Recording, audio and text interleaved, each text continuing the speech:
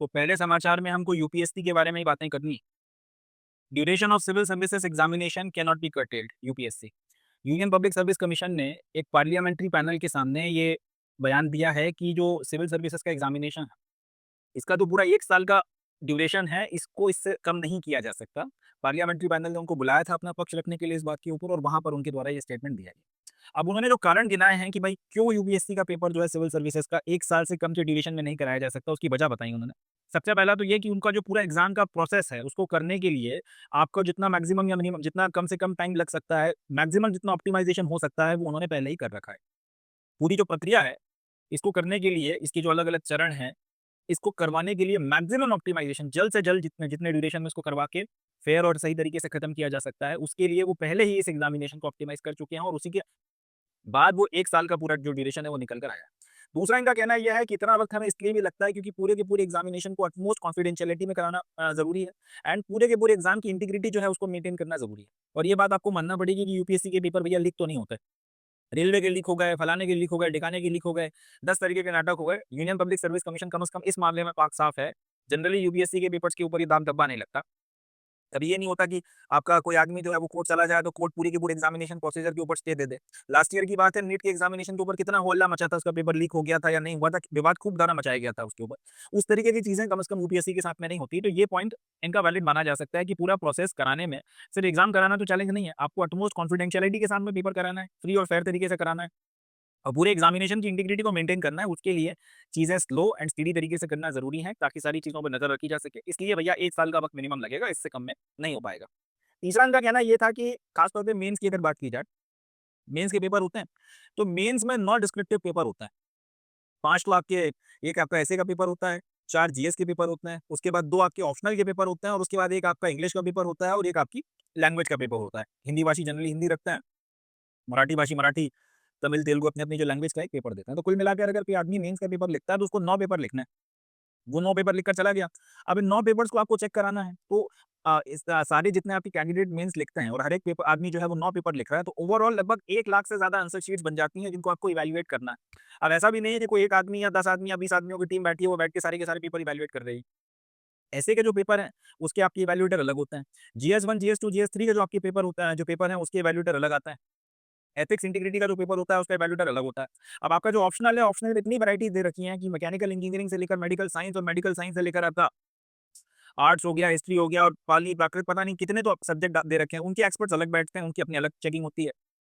उसके बाद में आपका इंग्लिश हो गया, हिंदी या जो भी आपका लैंग्वेज का पेपर है, उसके आपके अलग-अलग एक्सपर्ट्स आपको बुलाना पड़ते हैं। वो सारा इवैल्यूएशन होता है और सारी इवैल्यूएशन के बाद में रिजल्ट बनाया जाता है। इस बात का ध्यान रखना कि फेयर प्ले रहे। ऐसा नहीं हो कि किसी एक पर्टिकुलर तरीके के जो आपके कैंडिडेट्स हैं, उनके साथ में कोई बहुत ज़्यादा एडवांटेज हो जाए और किसी के साथ में बहुत ज़्यादा डिसएडवांटेज हो जाए। ये सारी चीज़ें इंश्योर करने में हमें वक़्त लगता है और इतना वक़्त हम लोग लेंगे, इसलिए इससे कम ड्यूरेशन में हम ये एग्ज़ामिनेशन नहीं कंडक्ट करवा सकते, ऐसा यूपीएससी वालों ने कहा है। अब जैसे कि आप जानते हैं, सिविल सर्विसेज़ का जो पूरा एग्ज़ामिनेशन है 3 फेजेज़ में करवाया जाता है। पहले प्रीलिम्स होता है, जो मेरा मानना है कि सबसे मुश्किल फेज़ है। प्रीलिम्स निकालना अपने आप में हिमालय को ठेलने के बराबर है। प्रीलिम्स होता है, प्रीलिम्स के बाद में फिर आपका मेंस होता है और मेंस के बाद में इंटरव्यू होता है। पूरी प्रक्रिया होने में लगभग 1 साल लग जाता है। ऐसे समझें कि 2025 का जो आपका यूपीएससी की साइकिल चल रही है, फरवरी में नोटिफ़िकेशन आया था, मई के महीने में आपका प्रीलिम्स हुआ था, सितंबर में अगस्त-सितंबर के बीच में आपका मेंस हुआ है, दिसंबर-जनवरी तक रिज़ल्ट आएगा और उसके बाद में फिर आपके ये जो आप फरवरी के महीने से इंटरव्यू शुरू होंगे जो शायद मार्च तक चलेंगे और उसके बाद में अप्रैल के महीने आते-आते अप्रैल या फिर मई के महीने में फाइनल रिज़ल्ट आएगा। अभी तो पूरा आपका पेपर कंडक्ट करवाया जाता है, जो पूरी एग्ज़ाम साइकिल चलती है। इसमें सिर्फ आईएएस, आईपीएस और आईएफएस के रिक्रूटमेंट नहीं होते हैं। कुल मिला के केंद्र सरकार की 19 सिविल सर्विसेज़ हैं, 19 सिविल सर्विसेज़ हैं, उनके रिक्रूटमेंट इस एग्ज़ामिनेशन के थ्रू करवाए जाते हैं। ये याद रखिएगा। वैसे तो यूपीएससी अपने ऊपर सवाल नहीं पूछती है, बट फिर भी इंटरव्यू में पूछ ले कहीं आपके काम आ जाए, याद रखना है। आईएएस, आईपीएस, आईएफएस अपनी जगह ठीक है, वो सबसे टॉप की सर्विसेज़ हैं, मगर सिविल सर्विसेज़ में कुल मिलाकर 19 भर्तियाँ जो हैं, होती हैं।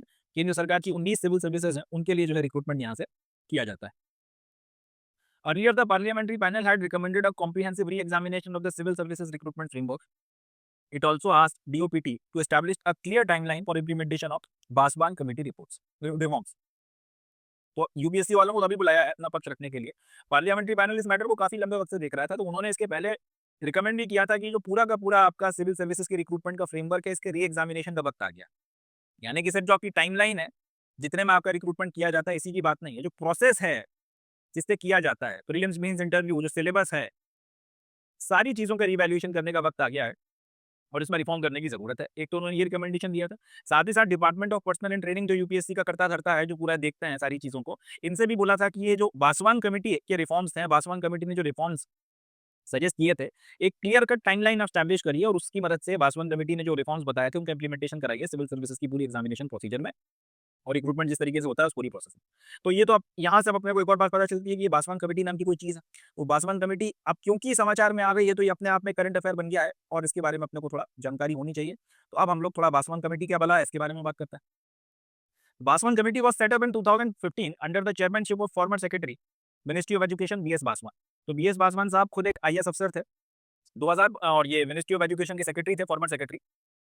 इनकी अध्यक्षता में 2015 में कमेटी बनाई गई ना, और क्योंकि उसके चेयरमैन थे तो उनके नाम पर उसका नाम पड़ गया बासवान कमेटी। ऑब्जेक्टिव ये दिया गया कि सिविल सर्विसेज एग्जामिनेशन, जिसको मैंने यहाँ पर शॉर्ट में सीएसई लिखा हुआ है, इसमें जितने इश्यूज हैं, जिन इश्यूज के ऊपर आपके एस्पिरेंट सवाल उठाते रहते हैं, या जिन इश्यूज के चलते यूपीएससी का पूरा प्रोसीजर जो है और अपने बाबू लोग जो हैं क्रिटिसाइज होते रहते हैं, तो उस पूरी चीज़ों का पूरा आप इवैल्यूएशन करिए, एग्जामिनेशन करिए और उसके बाद में क्या रिफॉर्म्स किए जा सकते हैं, उन रिफॉर्म्स को लेकर रिकमेंडेशन जो है आप हमें दीजिए। अब उन रिकमेंडेशन में से फिर क्या इंप्लीमेंट करानी है, क्या नहीं करानी है, हम बाद में देख लेंगे। अल्टीमेटली इन्होंने फिर पूरी प्रोसेस को स्टडी किया और रिकमेंडेशन दिया। पहला जो रिकमेंडेशन इनकी तरफ से दिया गया वो था, explore the feasibility of declaring answer key of preliminary examination after its result declaration instead of publishing it after final result declaration. देखता है, प्रीलिम्स का पेपर हुआ, एक आध महीने के अंदर आपका रिजल्ट आ जाता है। अब प्रीलिम्स का जो कई सारे क्वेश्चंस ऐसे आते हैं जिसको लेके कंफ्यूजन रहता है कि कौन सा आपका जो है आंसर इसमें से सही है, कौन सा आंसर गलत है। खास तौर पे 2023 में जो सिविल यूपीएससी वालों ने धमाका किया था, जो वाहियात सा पेपर इन्होंने बनाया था, अब उसमें कई सारे क्वेश्चंस को लेकर आदमी कंफ्यूज था कि इसका क्या सही जवाब होगा, क्या गलत जवाब होगा। आप अटकल लगाते रहते हो। अब प्रीलिम्स का सिर्फ रिजल्ट आया तो उसमें ये बताया कि कौन पास हुआ है और जिसका नाम नहीं, ऑब्वियस सी बात है वो फेल हो गया। जो पास हुआ है वो आदमी फिर अल्टीमेटली अपने मेंस की तैयारी में लग जाता है और आगे की प्रोसेस करता है। प्रॉब्लम ये है, जो आदमी फेल हो गया प्रीलिम्स में, अब उसको यही नहीं पता कि कट ऑफ कितना गया था, कितने पे जो है फाइनल आदमी सेलेक्ट हुआ है। जो आपकी आंसर की है, उसमें सही जवाब यूपीएससी की ऑफिशियल आंसर आंसर की में क्या है, क्या नहीं। अब ये जो प्रीलिम्स है, इस प्रीलिम्स की जो आंसर की निकल कर आएगी, ये आएगी जब पूरा का पूरा एग्जामिनेशन का साइकिल पूरा हो जाएगा। मतलब 2025 का जो प्रीलिम्स आपका मई जून के महीने में हुआ था, इसका जो सही आंसर की है वो आपको पता चलेगा अगले मई के महीने तक, अगला मई आते-आते जब आपका पूरा फाइनल रिजल्ट आ जाएगा। एस्पिरेंट्स का कहना ये है कि ये अन्याय है, ऐसा नहीं किया जाना चाहिए। कम से कम आप प्रीलिम्स की जो ऑफिशियल आंसर की है वो तो बता दो कि भाई किस सवाल का क्या सही जवाब है यूपीएससी के हिसाब से, जिसके बेसिस पे आपने किसी क्वेश्चन को कि किस जवाब को सही माना है, किस ऑप्शन को सही माना है, किसको गलत माना है। कम से कम इतना तो पता करना जो है हमारा हक बनता है। साल भर हमें वेट करना पड़ेगा, उसके बाद हमें पता चलेगा क्या है क्या नहीं है। ऐसे बहुत दिक्कत हो जाती है। आगे की प्रिपरेशन के लिए हम लोग को थोड़ा एनालिसिस कर सकते हैं सारी चीज़ें। बासवान कमेटी ने माना कि ये बात सही है, जो अपने लड़के हैं सही डिमांड कर रहे हैं। तो उन्होंने कहा कि प्रिलिमिनरी का जो रिजल्ट आता है, प्रीलिम्स का की जो आंसर की है उसके बाद ही यूपीएससी वालों को डिक्लेयर करनी चाहिए, ना कि फाइनल रिजल्ट तक इनको रुकना चाहिए जो साल भर के बाद आएगा। ये बच्चों के साथ में अन्याय है। अब हालाँकि ये यूपीएससी वाले हैं, देखो बाबू लोग हैं, कब मानते हैं नहीं मानते हैं देखा जाएगा, बट बासवान कमेटी ने एक रिकमेंडेशन दिया। दूसरा इनका कहना ये है, ऑप्शनल पेपर पूरी तरह से आपका जो है रिमूव कर दो ताकि जो आपकी प्लेइंग फील्ड है वो लेवल हो जाए। मेंस में आपको कोई एक ऑप्शनल रखना पड़ता है, पहले 2 रखना पड़ते थे। अब ये जो कोई एक ऑप्शनल रखना पड़ता है, इसके 2 पेपर होते हैं। हर एक पेपर 250-250 मार्क्स का, यानी कि कुल मिला के 500 मार्क्स का। अब ये पेपर जो है वो बेसिकली मेक और ब्रेक पेपर होता है, क्योंकि आप अगर किसी ने कोई एस्पिरेंट है, उसने अगर वो सीरियस एस्पिरेंट है और वो आपके जो टॉपर्स हैं उन सबके के मार्कशीट्स अगर देखता रहता है, नोटिस किया होगा उसने कि आपके जो 250-250 नंबर की प्रीलिम्स का ये जो जीएस 1, जीएस 2, जीएस 3 हो रहे हैं, इसमें से 110 नंबर लाने में आदमी को मौत आ जाती है। एग्जामिनर नंबर देते ही नहीं है, आप चाहे कुछ कर लो। जो मेंस लिख के बैठे हुए हैं सब जानते हैं। एग्जामिनर कसम खाकर आता है कि 10 नंबर का अगर पेपर अगर आपका क्वेश्चन है, तो मैं आपको 5 नंबर, 6 नंबर से 7 नंबर देने में आपको खून के आंसू रुलवा दूँगा, और अगर 20 नंबर का क्वेश्चन है, तो तुम मेरे से 11 नंबर लेके बता दो। 11 नंबर से या 12 नंबर से ज़्यादा तुम मेरे से लेके बता दो। तो पॉइंट ये है, नोटिस करिएगा कि जीएस 1, जीएस 2, जीएस 3 के पेपर हैं, 250 में से आपको पता चल रहा है कि 93 नंबर आ रहे हैं या 99 नंबर आ रहे हैं, 105 नंबर आ गए तो गंगा नहा गए वाली बात हो जाती है इस तरीके से। मगर इसी की जगह पे अगर उसी एस्पिरेंट की अगर आप ऑप्शनल में नंबर देखोगे, 250-250 मार्क्स के कुल मिला के 500 में से पता चला कि एक पेपर में आपके 150 के आस-पास नंबर आ गए, 150 प्लस चले गए, दूसरे में आपके 165 नंबर आ गए। अब यहाँ पे सामने वाला मार गया। उसका जो ऑप्शनल था, उसने जो है उसको एक एडवांटेज दे दिया। सपोज़ कर लेते हैं ये साइंस का ऑप्शनल था और आदमी जो है वो एकदम आइंस्टाइन था, जो अपनी बहुत आइंस्टाइन की पीढ़ी से था, साइंस वाइंस का पेपर था, आइडियन था, फोड़ के रख दिया उसने। अब यहाँ पे कोई आर्ट्स का आदमी है, वो लिखते-लिखते मर जाए, वो तुलसीदास की रत्नावली की प्यार में जो तुलसीदास रत्ना की खुशी प्यार में जो तुलसीदास ने रत्नावली लिख मारी थी, उस शिद्दत के साथ में भी अगर इतिहास, हिस्ट्री के साथ में बैठा हुआ है, या फिलॉसफी के साथ में बैठा हुआ है, या आपका पॉलिटिकल साइंस के साथ में बैठा हुआ, कुछ कर ले, 150 नंबर लाना ज़्यादा मुश्किल है, मार्स पे लैंड करना ज़्यादा आसान है। जो लोग देके बैठे हैं पेपर को जानते हैं कि ह्यूमैनिटीज़ में स्कोर करना कितना मुश्किल होता है। तो ज़ाहिर-सी बात है कि जो आपका साइंस बैकग्राउंड का आदमी है, जो इंजीनियरिंग बैकग्राउंड का आदमी, जो मेडिकल साइंस से बैठ गया, जिसने आपका फिज़िक्स या मैथ्स का पेपर लिख दिया, वो जो है एक एडवांटेज ले जाता है। यहाँ से कहीं न कहीं प्लेइंग फील्ड नहीं रहती, क्योंकि वो उसका विषय था, वो उसमें प्रिपेयर कर गया। अब प्रॉब्लम ये है कि ह्यूमैनिटी वाला आदमी जो है, रगड़-रगड़ के मर जाएगा, उसको 150 नंबर नहीं मिलेंगे, मतलब नहीं मिलेंगे, बात खत्म हो गई। ऐसी परिस्थिति में आपकी जो ये प्लेइंग फील्ड है, वो लेवल रह नहीं जाती, और ये एक सीधा-सीधा अन्याय है, ये अन्याय बंद होना चाहिए, ऐसा बासुमान कमेटी का कहना था। तीसरा, इन्होंने एज लिमिट के ऊपर जो अपना कमेंट रखा, इनका कहना ये था कि एज लिमिट कम की जाए। फिलहाल जनरल कैटेगरी 32 ईयर्स तक बैठ सकती है, ओबीसी वाले 35 साल तक बैठ सकते हैं, और आपके जो एससी-एसटी वाले हैं वो शायद 37 है या 40, एग्ज़ैक्ट मुझे ध्यान नहीं आ रहा, शायद 37 है। 37 तक शायद बैठ सकते हैं, और अटेम्प्ट जो है अनलिमिटेड है। 37 तक जितने अटेम्प्ट्स आप देना चाहो दो, 35 तक ओबीसी वालों के पास में 9 अटेम्प्ट्स होते हैं, और जनरल वालों के पास में 6 अटेम्प्ट्स होते हैं 32 साल तक। पासवान कमेटी का कहना यह है कि ये जो एज है, इसको भी कम किया जाए, और कोशिश की जाए कि यंगर कैंडिडेट जो है उनको लिया जा सके, ताकि एक तो लंबे वक्त तक वो सर्विस में रहें, दूसरा इनको फिर छोटी उम्र का आदमी है, उसको ट्रेन किया जा सकता है। 25 साल, 28 साल या मैक्स टू मैक्स, वैसे मुझे लगता नहीं होगा, 30 साल से कम तो कैन नहीं कर पाएँगे। इनका कहना ये है कि एज लिमिट जो है उसको कम किया जाए। अब कितना कम किया जाए? 25 साल करना है, 26 करना है, 28 करना है, देखता है सरकार इनकी बात मानती है कि नहीं मानती, बट मेरा मानना ये होगा नहीं। 30 साल जो है, कम से कम इतनी आपको एज लिमिट रखकर चलना पड़ेगा। मगर इन लोगों का ऐसा कहना है कि आप एज लिमिट को नीचे लाओ, ताकि जितना हो सके उतने यंगर कैंडिडेट्स को लिया जा सके।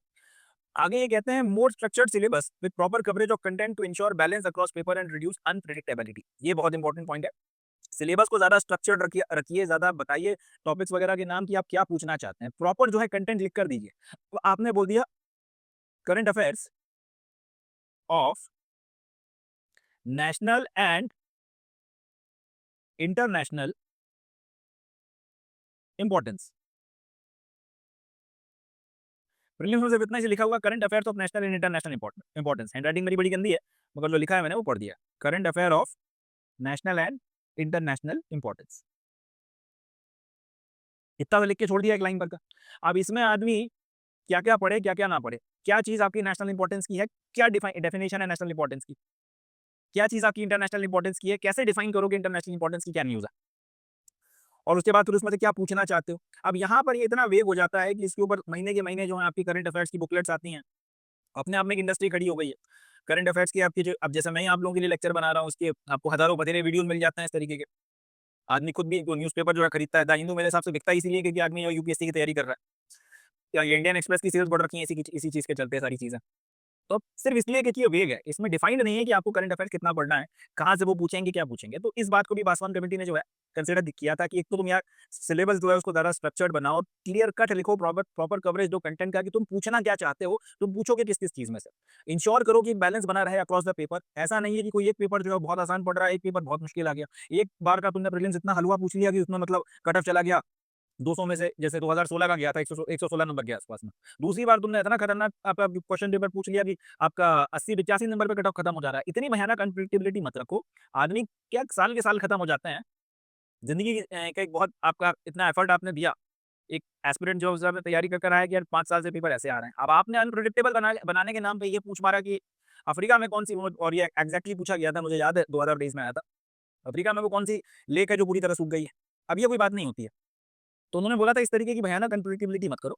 ये कोई तरीका नहीं होता क्वेश्चंस वगैरह पूछने का। आप टफ पेपर बनाना है, बनाइए, कोई दिक्कत की बात नहीं। इतना बनाए भयानक बनाइए कि 99% आदमी फेल हो जाए, बट कम से कम सिलेबस जो है उसको स्ट्रक्चर्ड रखिए। इस बात को मैं पासवान भाई का सपोर्ट करता हूँ। आगे इनका कहना है, addressing language medium disparity, that is to undo the advantage that English medium candidates have over regional language medium candidates. हालांकि इन्होंने कह तो दिया है कि ये लैंग्वेज की जो डिस्पैरिटी है इसको हटाइए। इंग्लिश मीडियम के जो कैंडिडेट्स हैं इनके पास में जो एक डिसप्रोपोर्शनल एडवांटेज है हिंदी मीडियम और बाकी रीजनल मीडियम के कैंडिडेट्स के ऊपर, ये खत्म करिए, बट ये हो नहीं पाएगा। मतलब ये ज़िंदगी का जितना मेरा पढ़ाने लिखाने का अनुभव है उसकी बेसिस पे बोल रहा हूँ, किसी के पिताजी ये डिसएडवांटेज खत्म नहीं कर सकते। उसकी बजाय वजह ये है कि आप पहले दिन से जब बच्चा नर्सरी में एडमिशन लेता है तब से ये प्रोपोर्शनेट डिसएडवांटेज जो है वो शुरू हो जाता है। अगर आप एक तो हर आदमी कोशिश में रहता है कि अपने बच्चे को इंग्लिश मीडियम स्कूल में पढ़ाया जाए। दूसरा ये कि जो आदमी नहीं पढ़ा पाता है वो कहीं न कहीं इंग्लिश मीडियम, इंग्लिश अब हमारी एक ऐसी नेसेसरी इविल हो गई है, इतनी मजबूरी बन गई है कि इससे बचा नहीं जा सकता। अगर आप इंग्लिश नहीं पढ़ते हो, ना चाहते हो, एडवांटेज डिसएडवांटेज की स्थिति में आ जाते हैं। अब अन्याय है तो है। इन्होंने कह दिया है कि आप किसी तरीके से ये मीडियम डिस्पैरिटी हटाइए, बट मुझे लगता नहीं हो पाएगा। आगे इनका कहना है re-evaluation of eligibility for candidates already selected but appearing again for different services. ये एक बड़ी अच्छी बात कही है कि भैया यार ये एक बहुत अन्याय की स्थिति है कि कोई आदमी सेलेक्ट हो गया, आईपीएस बन गया, आईएएस बनने के लिए पेपर दे रहा है, या आईएफएस बन गया, वो आईएएस बनने के लिए फिर बैठ गया इस तरीके से। अब दिक्कत ये है कि ये लोग पहले ही आपका सिलेक्शन ले चुके हैं, सर्विस ज्वाइन कर चुके हैं और सर्विस या तो सर्विस में है या फिर ट्रेनिंग में है। अब ये भाई लोग आईएएस बनने के लिए फिर पेपर देंगे और हाई चांसेस है कि ये क्लियर कर भी लेंगे, है कि नहीं? हाई चांसेस है कि ये क्लियर कर भी लेंगे। ऐसी परिस्थिति में अगर ये क्लियर कर लेंगे तो फिर अपनी जो पुरानी नौकरी है उसे इस्तीफा दिया जाएगा। पुरानी नौकरी से इनको इस्तीफा देना है तो आपकी जो आईपीएस की एक पोस्ट थी, जो इसके पिछले साल या इसके पहले पिछले साल में जो भरी होगी वो वैकेंट हो गई। इसी तरह आपका फॉरेन सर्विसेज नहीं, आपका ये आईआरएस की बात कर लेते हैं। आईआरएस की अगर कोई पोस्ट है तो वो वैकेंट हो गई। ऐसे जो है कई बार ये जो छोड़-छोड़ के बन जाते हैं, इससे भी सरकार को काफ़ी नुकसान हो रहा है। तो इसके बारे में भी कुछ सोचा जाए कि या तो भैया एक बार आप नौकरी में आ गए और फिर करो। एक सर्टेन टाइम पीरियड तक आप नौकरी करना पड़ेगी, उसके पहले आप रीअपीयर नहीं कर सकते। या तो आप ये करो, नहीं तो फिर अगर आपको ऐसा है तो फिर आप सर्विस ज्वाइन मत करो, आप रिज़ाइन करो, उसके बाद में आप पेपर दो। इस तरीके की कुछ व्यवस्था करवाई जाए। ये जो एलिजिबिलिटी है उन कैंडिडेट्स की जो पहले ही सिलेक्ट हो चुके हैं और अपनी दूसरी सर्विस के लिए रैंक इंप्रूवमेंट के लिए बैठ रहे हैं, इनके बारे में कुछ करना पड़ेगा। ये बासवान भाई ने कहा था and I support this thing. ये वाकई में बहुत एक इंपॉर्टेंट एस्पेक्ट है जिसके ऊपर ध्यान दिया जाना चाहिए। अगला implementation of timeline of examination to provide sufficient time for preparation to candidates. एक सर्टेन टाइमलाइन डिसाइड कर दो कि प्रीलिम्स नोटिफिकेशन कितने महीने के बाद में होगा। जिस दिन प्रीलिम्स का रिजल्ट आएगा उससे इतने महीने के बाद में ही मेंस लिया जाएगा और मेंस के इतने महीने के बाद ही जो है रिजल्ट आएगा और मेंस का रिजल्ट आने के इतने महीने के बाद में आपके इंटरव्यू शुरू होंगे। तो एक सर्टेन आपको पता रहे कि कितना कितना टाइम है, तो उस टाइम पीरियड के हिसाब से आपका जो कैंडिडेट है वो ढंग से तैयारी कर पाएगा, ज्यादा बेहतर तरीके से जो है वो प्रिपेयर कर सकता है। इस थॉट प्रोसेस के साथ में इन्होंने बोला है कि पूरा का पूरा जो आपका टाइम लाइन है वो क्लियर कट बताओ कि कितने कितने में आप क्या करोगे क्या नहीं करोगे। अब ये कुछ इंपॉर्टेंट एस्पेक्ट्स हैं। एक बात और याद रखनी है कि पूरी की पूरी जो रिपोर्ट है अभी सरकार के द्वारा डिस्क्लोज नहीं की गई है।